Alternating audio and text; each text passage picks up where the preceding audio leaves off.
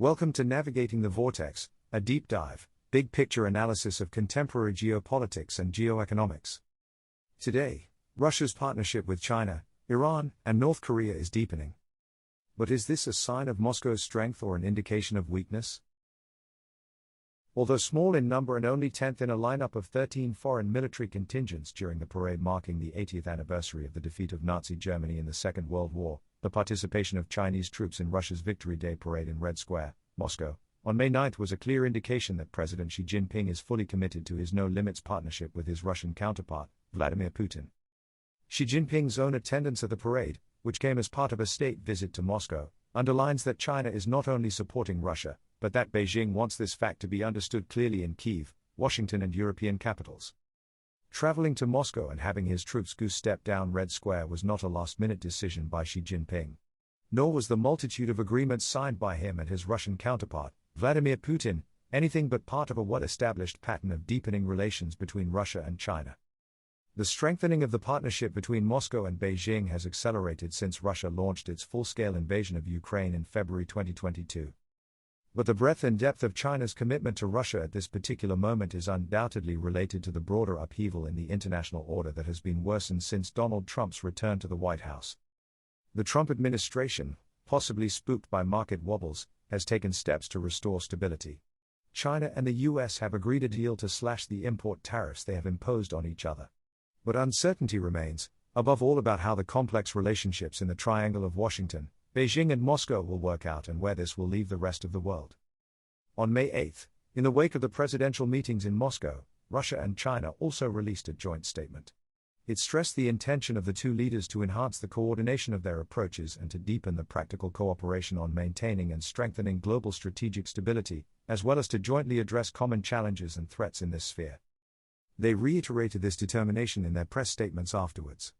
Putin emphasized that he and Xi Jinping personally control all aspects of the Russia-China partnership and do all we can to expand the cooperation on bilateral issues and the international agenda alike. Beijing's readout from the talks was similarly clear on the alignment between the countries. The Chinese president reportedly said that in the face of unilateralist countercurrents, bullying and acts of power politics, China is working with Russia to shoulder the special responsibilities of major countries and permanent members of the UN Security Council.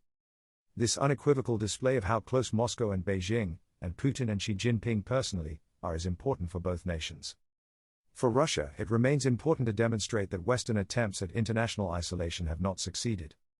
For China, the very public consolidation of ties with Russia is above all a signal to the US. China is keen to stress that Trump's efforts to engineer a split between Moscow and Beijing, which the American president described as necessary to unite the two nations during an interview with US talk show host Tucker Carlson in November 2024, have largely failed. However, beyond the glossy surface of the celebrations in Moscow, all is not as well for Russia as Putin is trying to make out. For all the public displays of friendship between their leaders, the relationship between the two countries remains highly asymmetrical. Russia would not be able to continue to wage its war against Ukraine without Chinese support. Trade between Russia and China is critical to propping up the Russian war economy, reaching a record high of nearly $250 billion in 2024. Their trade has increased by more than 60% since 2021, yet it is only marginally up since 2023. Perhaps more importantly, however, it is also China's diplomatic clout that is helpful to Russia. If Beijing had taken an unequivocal stance opposing Moscow's aggression against Ukraine, fewer leaders in the developing world would have sided with Putin. In this case, Russia would probably have lost organizations like the Shanghai Cooperation Organization and the BRICS group of emerging economies as platforms to further Putin's broader agenda of restoring Moscow's erstwhile status as a great power. In that agenda, Putin has been moderately successful. But with South Africa and India's leaders absent from Russia's Victory Day commemorations, the list of attendees was shorter than at the BRICS summit in Kazan, Russia, in October 2024. Notably absent from the celebrations in Moscow was high-level representation from North Korea and Iran, two other key allies of Russia with whom Moscow signed strategic partnership agreements in June 2024 and January 2025, respectively. Tehran simply sent its ambassador to Moscow to attend. However, it may have compensated Putin in a different and materially more significant way. According to reports, Iran is readying a delivery of launchers to enable Russia to use the short-range ballistic missiles already delivered last year.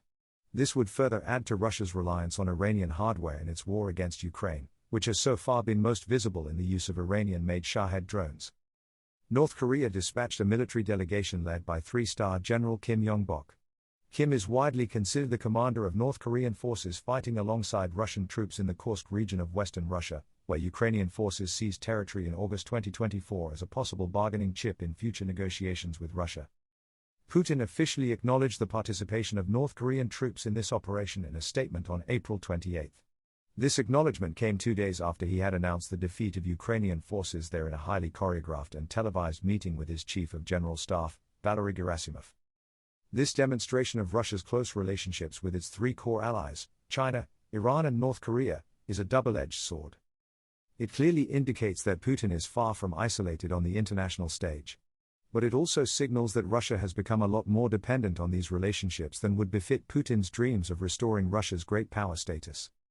Neither, however, can be much comfort to Ukraine and its allies. A big thank you to all of our readers, listeners, followers and subscribers. Signing up to the newsletter is the best way to make sure you don't miss out on anything, and you'll get our newsletter and podcast delivered straight to your inbox wherever you are in the world. Importantly, you'll also be able to read the full written version of all of our pieces, which gives all of the background links to the information we cite in case you want to dive deeper and, like us, like to look at primary sources and check your facts. You can register for free at navigatingthevortex.com. You can also subscribe for subscriber-only access to comments and chats and other special subscriber-only benefits. You can find all these details in the podcast show notes as well. We hope you'll share Navigating the Vortex with anyone you think might find it of interest. If you like the show, please consider rating and reviewing us on Apple Podcasts or wherever you are listening.